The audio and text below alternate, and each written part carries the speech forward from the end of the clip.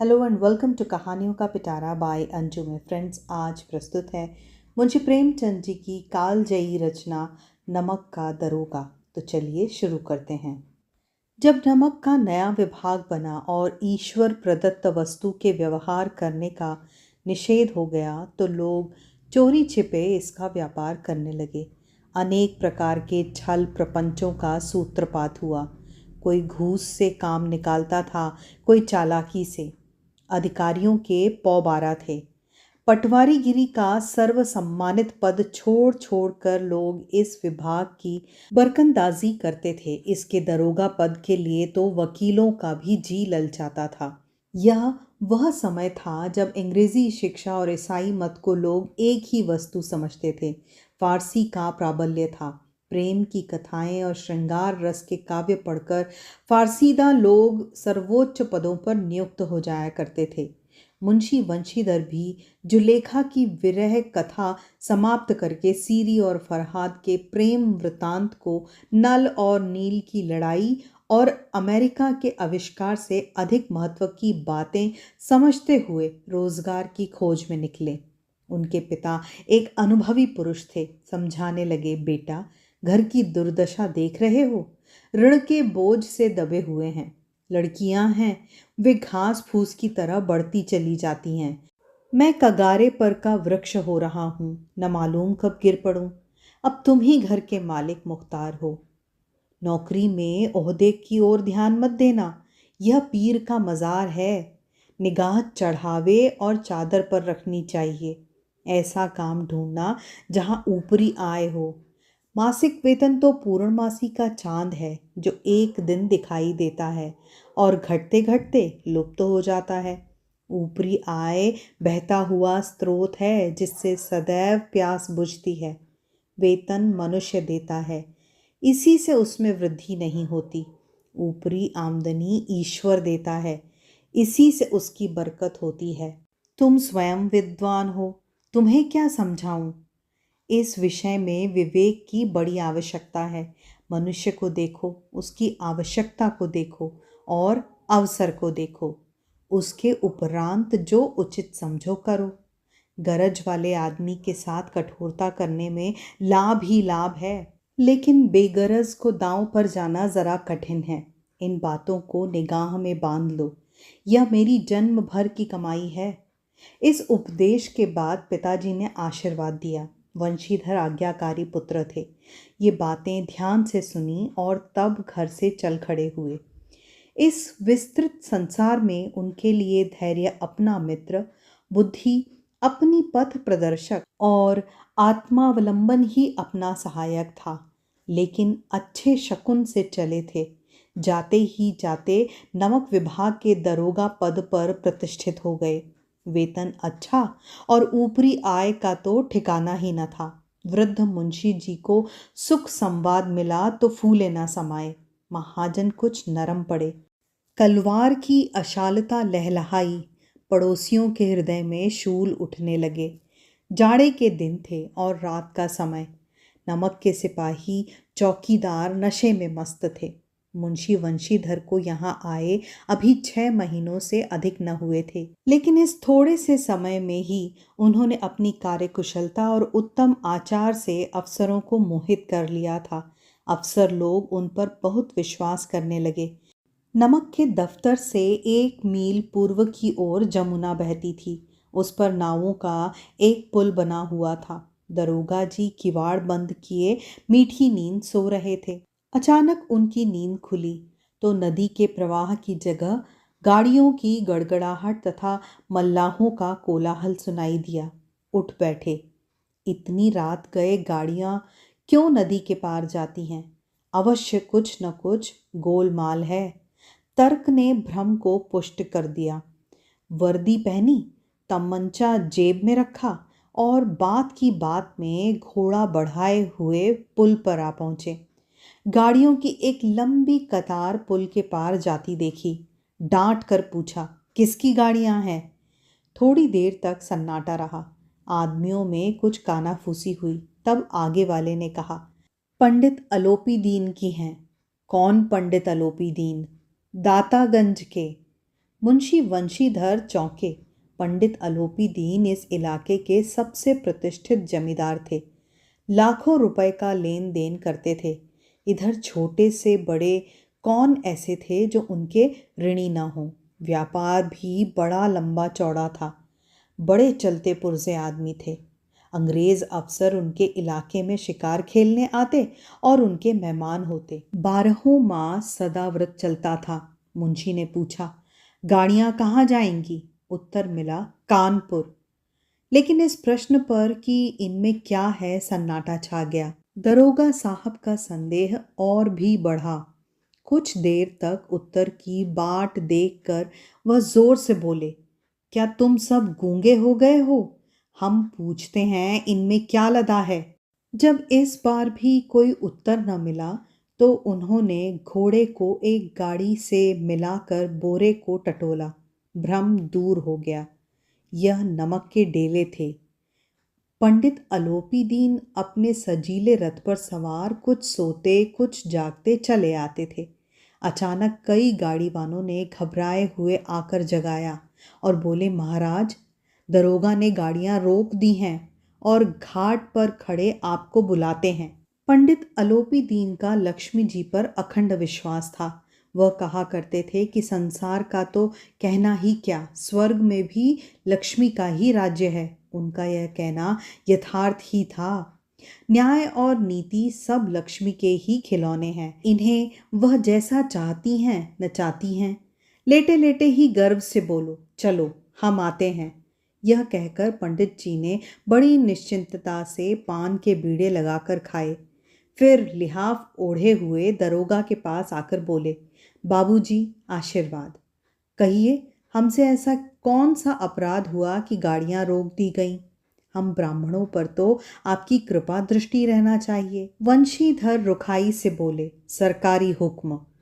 पंडित अलोपी दीन ने हंसकर कहा, हम सरकारी हुक्म को नहीं जानते और ना सरकार को। हमारे सरकार तो आप ही हैं।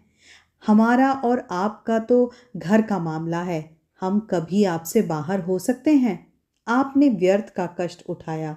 यह हो नहीं सकता कि इधर से जाएं और इस घाट के देवता को भेंट न चढ़ावें। मैं तो आपकी सेवा में स्वयं ही आ रहा था। वंशीधर पर ऐश्वर्य की मोहिनी वंशी का कुछ प्रभाव न पड़ा।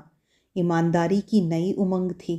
कड़क कर बोले, हम उन नमक हरामों में नहीं जो कौड़ियों पर अपना ईमान बेचते फिरें। आप इस समय हिरासत में हैं। आपको कायदे के अनुसार चलना होगा। बस, मुझे अधिक बातों की फुर्सत नहीं है। जमादार बदलू सिंह, तुम इन्हें हिरासत में ले चलो। मैं हुक्म देता हूँ। पंडित अलोपी दीन स्तंभित हो गए। गाड़ीवानों में हलचल मच गई। पंडित जी के जीवन में कदाचित यह पहला ही अवसर था कि पंडित जी को ऐसी कठोर बातें सुननी पड़ी। बदलू सिंह आगे बढ़ा, किंतु रौब के मारे यह साहस न हुआ कि उनका हाथ पकड़ सके। पंडित जी ने धर्म को धन का ऐसा निरादर करते कभी न देखा था। विचार किया कि यह अभी उद्दंड लड़का है, माया मोह के जाल में अभी नहीं पड़ा है, अल्हड़ है, झिझकता है।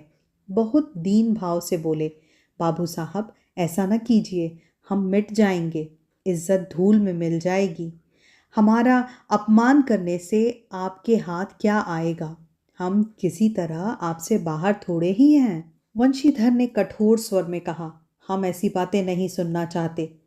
अलोपी दीन ने जिस सहारे को चट्टान समझ रखा था वह पैरों के नीचे से खिसकता हुआ मालूम हुआ। स्वाभिमान और धन ऐश्वर्य की कड़ी चोट लगी, किंतु अभी तक धन की सांख्यिक शक्ति का पूरा भरोसा था। अपने मुख्तार से बोले, लाला जी, 1000 के नोट बाबू साहब की भेंट करो। आप इस समय भूखे सिंह हो रहे हैं। वंशीधर ने गर्म होकर कहा, 1000 नहीं, 1,00,000 भी मुझे सच्चे मार्ग से हटा नहीं सकते।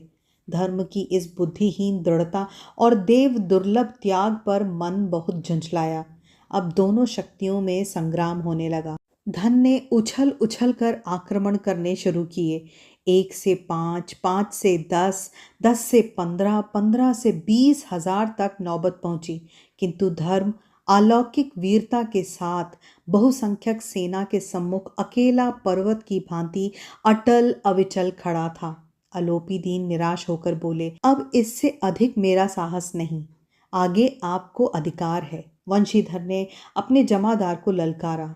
बदलू सिंह मन में दरोगा जी को गालियां देता हुआ पंडित अलोपी दीन की ओर बढ़ा। पंडित जी घबरा कर 2-3 कदम पीछे हट गए। अत्यंत दीनता से बोले, बाबू साहब, ईश्वर के लिए मुझ पर दया कीजिए, मैं 25,000 पर निपटारा करने को तैयार हूँ। असंभव बात, 30,000 पर किसी तरह भी संभव नहीं। क्या 40,000 पर भी नहीं? 40,000 नहीं, 40 लाख पर भी असंभव है। बदलू सिंह, इस आदमी को हिरासत में ले लो। अब मैं एक शब्द भी नहीं सुनना चाहता। धर्म ने धन को पैरों तले कुचल डाला। अलोपी दीन ने एक हृष्ट पुष्ट मनुष्य को हथकड़ियां लिए हुए अपनी ओर आते देखा। चारों ओर निराशा और कातर दृष्टि से देखने लगे। इसके बाद मूर्छित होकर गिर पड़े। दुनिया सोती थी, पर दुनिया की जीभ जागती थी। सवेरे देखिए तो बालक वृद्ध सबके मुंह में यही बात सुनाई देती थी। जिसे देखिए वही पंडित जी के इस व्यवहार पर टीका टिप्पणी कर रहा था। निंदा की बौछारें हो रही थी, मानो संसार से अब पापी का पाप कट गया। पानी को दूध के नाम पर बेचने वाला ग्वाला, कल्पित रोजनामचे भरने वाले अधिकारी वर्ग, रेल में बिना टिकट सफ़र करने वाले बाबू लोग, जाली दस्तावेज बनाने वाले सेठ और साकार, यह सब के सब देवताओं की भांति गर्दनें चला रहे थे। जब दूसरे दिन पंडित अलोपी दीन अभ्युक्त होकर कांस्टेबलों के साथ हाथों में हथकड़ियां और हृदय में ग्लानि और क्षोभ से भरे, लज्जा से गर्दन झुकाए अदालत की तरफ चले, तो सारे शहर में हलचल मच गई। मेलों में कदाचित आंखें इतनी व्यग्र न होती होंगी। भीड़ के मारे छत और दीवारों में कोई भेद न रहा, किंतु अदालत पहुंचने में देर की थी। पंडित अलोपी दीन इस अगाध वन के सिंह थे। अधिकारी वर्ग उनके भक्त, अमले उनके सेवक, वकील मुख्तार उनके आज्ञापालक और अर्दली चपरासी और चौकीदार तो उनके बिना मोल के गुलाम थे। उन्हें देखते ही लोग चारों तरफ से दौड़े। सभी लोग विस्मित हो रहे थे, इसलिए नहीं कि अलोपी दीन ने यह कर्म किया, बल्कि इसलिए कि वह कानून के पंजे में कैसे आए। ऐसा मनुष्य जिसके पास असाध्य साधन करने वाला धन और अनन्य वाचालता हो, वह क्यों कानून के पंजे में आए। प्रत्येक मनुष्य उनसे सहानुभूति प्रकट करता था। बड़ी तत्परता से इस आक्रमण को रोकने के निमित्त वकीलों की एक सेना तैयार की गई। न्याय के मैदान में धर्म और धन में युद्ध ठन गया। वंशीधर चुपचाप खड़े थे। उनके पास सत्य के सिवा कोई बल न था, न स्पष्ट भाषण के अतिरिक्त कोई शस्त्र। गवाह थे, किंतु लोभ से डांवाडोल। यहाँ तक कि मुंशी जी को न्याय भी अपनी ओर कुछ खिंचा हुआ सा दिख पड़ता था। वह न्याय का दरबार था, परंतु उसके कर्मचारियों पर पक्षपात का नशा छाया हुआ था। किंतु पक्षपात और न्याय का क्या मेल। जहाँ पक्षपात हो वहाँ न्याय की कल्पना नहीं की जा सकती। मुकदमा शीघ्र ही समाप्त हो गया। डिप्टी मजिस्ट्रेट ने अपनी तजवीज़ में लिखा, पंडित अलोपी दीन के विरुद्ध दिए गए प्रमाण निर्मूल और भ्रामक हैं। वह एक बड़े भारी आदमी हैं। यह बात कल्पना के बाहर है कि उन्होंने थोड़े लाभ के लिए ऐसा दुस्साहस किया हो।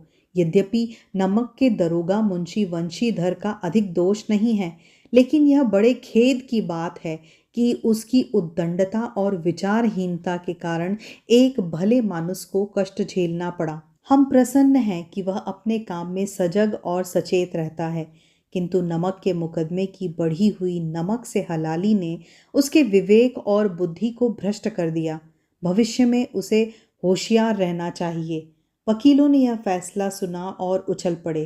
पंडित अलोपी दीन मुस्कुराते हुए बाहर निकले। स्वजन बांधवों ने रुपए की लूट की। उदारता का सागर उमड़ पड़ा। उसकी लहरों ने अदालत की नींव तक हिला दी। जब वंशीधर बाहर निकले तो चारों ओर उनके ऊपर व्यंग बाणों की वर्षा होने लगी। चपरासियों ने झुक झुक कर सलाम किए, किंतु इस समय एक कटु वाक्य, एक एक संकेत उनकी गर्वाग्नि को प्रज्वलित कर रहा था। कदाचित इस मुकदमे में सफल होकर वह इस तरह अकड़ते हुए न चलते। आज उन्हें संसार का एक खेदजनक विचित्र अनुभव हुआ। न्याय और विद्वता, लंबी चौड़ी उपाधियां, बड़ी बड़ी दाढ़ियां, ढीले चोगे एक भी सच्चे आदर का पात्र नहीं हैं। वंशीधर ने धन से बैर मोल लिया था, उसका मूल्य चुकाना अनिवार्य था। कठिनता से एक सप्ताह बीता होगा कि मुअत्तली का परवाना आ पहुंचा। कार्यपरायणता का दंड मिला। बेचारे भग्न हृदय शोक और खेद से व्यथित घर को चले। बूढ़े मुंशी जी तो पहले ही कुड़बुड़ा रहे थे कि चलते चलते इस लड़के को समझाया था, लेकिन इसने एक न सुनी, सब मनमानी करता है। हम तो कलवार और कसाई के तगादे सहें, बुढ़ापे में भगत बनकर बैठें और वहाँ बस वही सूखी तनख्वाह। हमने भी तो नौकरी की है और कोई ओहदे पर नहीं थे, लेकिन काम किया, दिल खोल कर किया। और आप ईमानदार बनने चले हैं। घर में चाहे अंधेरा हो, मस्जिद में अवश्य दिया जलाएंगे। खेद ऐसी समझ पर।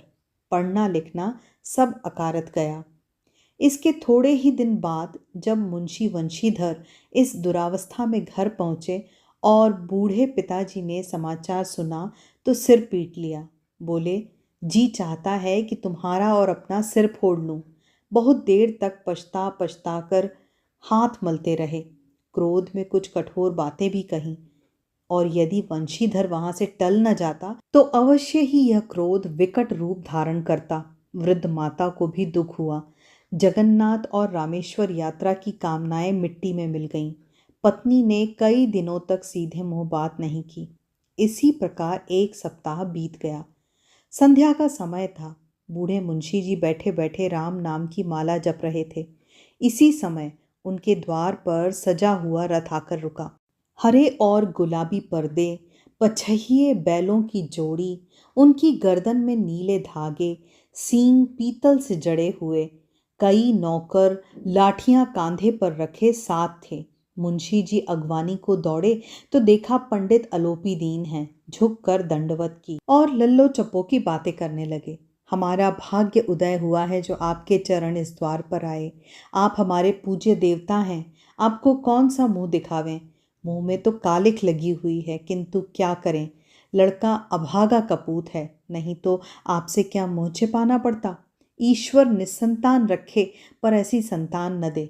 अलोपी दीन ने कहा, नहीं भाई साहब, ऐसा न कहिए। मुंशी जी ने चकित होकर कहा, ऐसी संतान को और क्या कहूँ। अलोपी दीन ने वात्सल्यपूर्ण स्वर में कहा, कुल तिलक और पुरखों की कीर्ति उज्जवल करने वाले संसार में ऐसे कितने धर्मपरायण मनुष्य हैं जो धर्म पर अपना सब कुछ अर्पण कर सकें।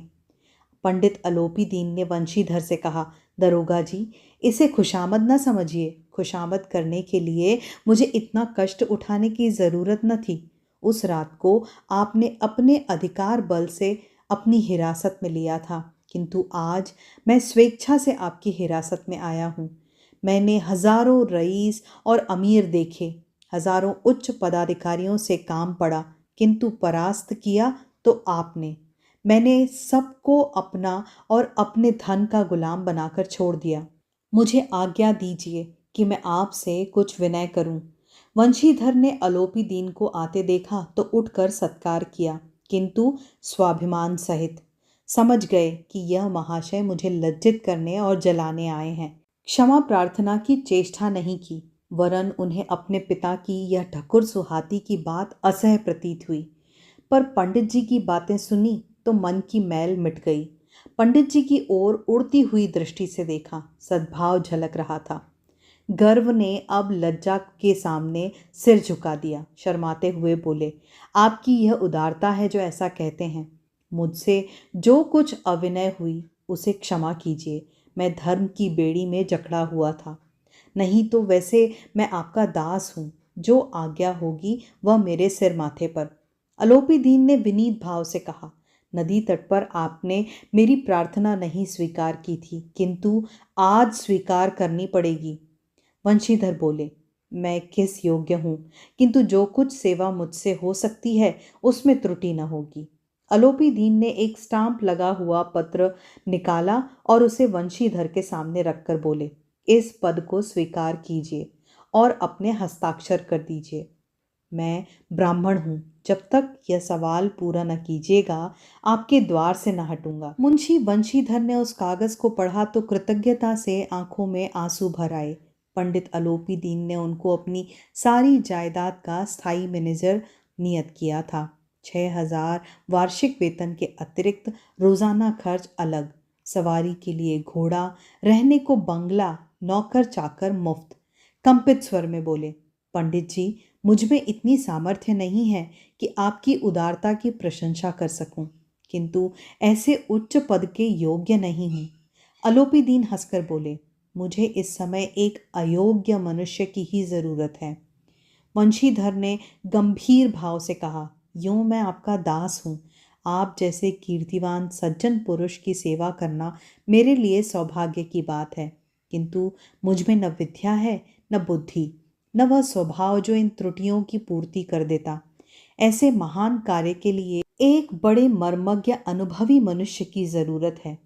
आलोपी दीन ने कलम दान से कलम निकाली और उसे वंशीधर के हाथ में देकर बोले, न मुझे विद्वता की चाह है, न अनुभव की, न मर्मज्ञता की, न कार्यकुशलता की। इन गुणों के महत्व को खूब पा चुका हूँ। अब सौभाग्य और सुअवसर ने मुझे वह मोती दे दिया जिसके सामने योग्यता और विद्वता की चमक फीकी पड़ जाती है। यह कलम लीजिए, अधिक सोच विचार न कीजिए, दस्तखत कर दीजिए।